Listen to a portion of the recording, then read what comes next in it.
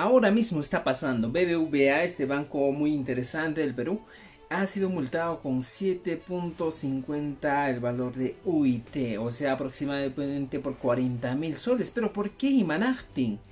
Kay campo tiajkuna wawqipanaykuna hankuna kayta allinchata yachanakichis. Imanachtinmi kay hatun qullqitaqhina wasi BBVA sotichasqa karqan multata churachikun.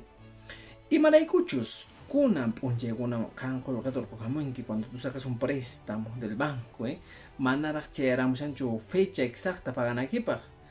Hinaspa mana yachaymushatin nimusunkiku yaw pagamay wajajamusunkiku hayamusunkiku mensajita celularnikita pachamusunkiku apuray pagamuy ichaqa manaraq fecha exacta kasharan hinaspa chaymi kay qusqupi huk runa imata ruwasqa pay kay BBVA banco atun qolqataqina wasimanta qolqatacha urqumrariki hinaspa manaraq fecha chayamushata payta ninku yaw pagaway nispa hayamunku wahamunku nisyu aska hinaspa kay runa rinigasqa kay Indecopi nisqa oficinakunaman riruspa kaypi kay denuncia nisqata churanmunriki hinaspa Indecopi kay BBVA bankuta pawanriki yaw imanaqtinmi manaraq fecha kashatin qankuna kay runata hayashankichis wahashankichis nispa ichaqa kay bankumanta mana hayk'ukuta wahasqanku quyta munanchu.